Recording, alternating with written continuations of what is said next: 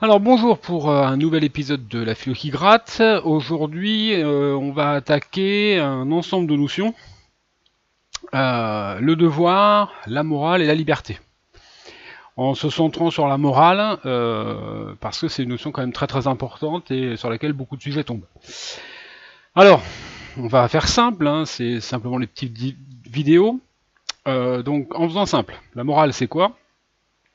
C'est le domaine du bien et du mal. C'est pas une science, mais c'est toutes les notions, toutes les interrogations qui concernent le bien et le mal. Donc quand on parle de quelqu'un de moral, bon, tout simplement ça veut dire quelqu'un qu'on considère comme étant bien, comme étant une bonne personne, ou une personne qui fait le bien. Et immoral, ça veut dire quelqu'un de mauvais. Voilà, on va pour simplifier. Alors, le début du cours est toujours le même. Sur la morale, on commence par se demander d'où viennent nos valeurs morales. Hein, c'est-à-dire comment se fait-il que on soit persuadé qu'on sait où est le bien, où est le mal, et que ce qu'on considère comme bien, bah, comment expliquer qu'on en est sûr? Bon. Est-ce que ça vient d'une intuition, hein? Est-ce qu'on sent le bien et le mal? Est-ce que ça vient d'une réflexion? Comme on dit, je réfléchis et puis je découvre bah, que ça c'est bien et que ça c'est mal? Ou est-ce que ça vient d'autre chose? Alors, pour faire simple, si vous demandez à quelqu'un d'où viennent les idées du bien et du mal, ou d'où vient le bien ou d'où vient le mal, la réponse qui vient la première à l'esprit, c'est de dire que ça vient de la société. J'ai, à propos des valeurs morales, les idées qui traînent dans la société, voilà, bien entendu, hein, à condition que je considère la société comme relativement homogène, hein, que la société soit pas très très différente et qu'il n'y ait pas beaucoup d'opposition. Alors, aujourd'hui, avec la mondialisation, c'est moins évident, mais jusqu'au 19e, vous aviez, quand on prenait un pays, hein, on identifiait société et pays, quand on prenait un pays, on demandait à cette personne-là, voilà, mais pourquoi tu penses que ça c'est bien, pourquoi tu penses que ça c'est mal?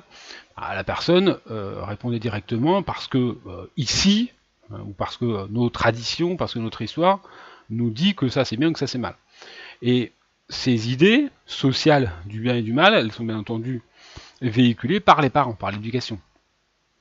Mais c'est encore une éducation qu'on pourrait appeler sociale, puisque les parents n'éduquent pas par rapport à rien, ils n'éduquent pas au hasard.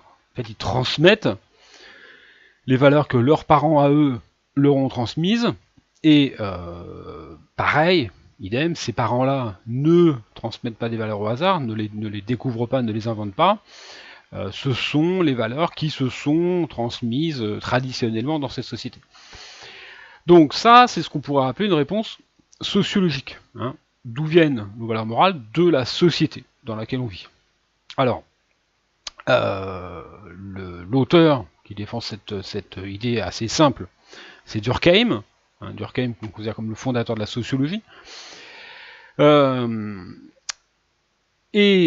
a tout de suite une conséquence extrêmement importante, c'est de dire que il est évident que à des sociétés très différentes vont correspondre des valeurs très différentes.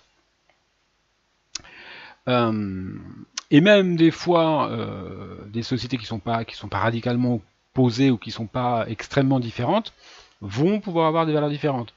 Je prends toujours l'exemple des États-Unis. Hein, vous avez une simple ligne qui partage, qui délimite un État par rapport à un autre. À droite, vous allez avoir la peine de mort qui va être considérée comme une bonne chose, et à droite, la même peine de mort va être considérée comme quelque chose de mauvais. Bon, et pourtant, bien entendu, que les deux États sont américains. Bon, alors vous imaginez, quand vous prenez en plus deux États ou deux pays totalement différents, bah, il n'est pas du tout surprenant que les valeurs soient totalement différentes.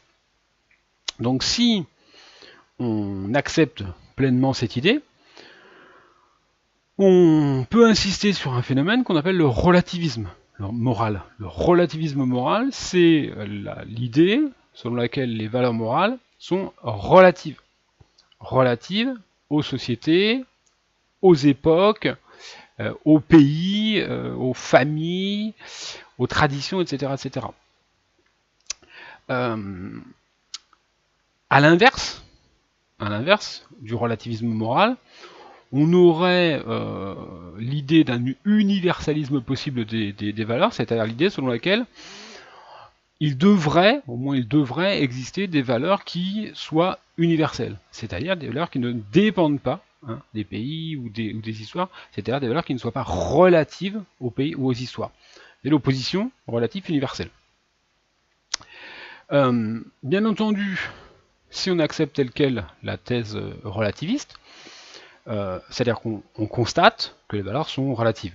Si on l'accepte telle quelle en disant que c'est indépassable, ça veut dire qu'on ne croit pas à un universalisme réel des valeurs. On dit qu'on n'y arrivera jamais, c'est-à-dire que, à moins peut-être que les sociétés s'uniformisent totalement, c'est-à-dire qu'elles deviennent toutes identiques, à moins ce phénomène qui est quand même difficilement pensable, même si on a dit à une époque que les sociétés s'américanisaient, etc., ou s'occidentalisaient, on voit bien qu'actuellement il y a des sociétés qui réagissent à ça, qui refusent l'américanisation ou l'occidentalisation, qui demeurent attachés justement à leurs valeurs, et on constate bien qu'il y a une différence nette de valeurs entre certains pays, certaines traditions, certaines sociétés. Ça c'est le premier point de vue. Point de vue de la sociologie. Mais on pourrait dire, cette sociologie, elle ne fait que prendre acte, elle ne fait que constater ce qui existe. Elle constate qu'il y a des valeurs différentes. Ça ne veut pas dire qu'il ne pourrait pas exister des valeurs universelles. Mais le travail du sociologue, c'est de dire, moi je ne parle pas de ce qui pourrait exister, ou de ce qui devrait exister, encore plus fort, je parle de ce qui existe. Alors si on quitte ce niveau-là, on rentre davantage dans les doctrines des philosophes, et j'en prendrai trois, parce que c'est les trois qui me semblent le plus important, ou les plus importantes. C'est premièrement celle de Rousseau, ensuite celle de Kant, et pour finir celle de Nietzsche. Celle qui gratte, vous verrez que c'est celle de Nietzsche.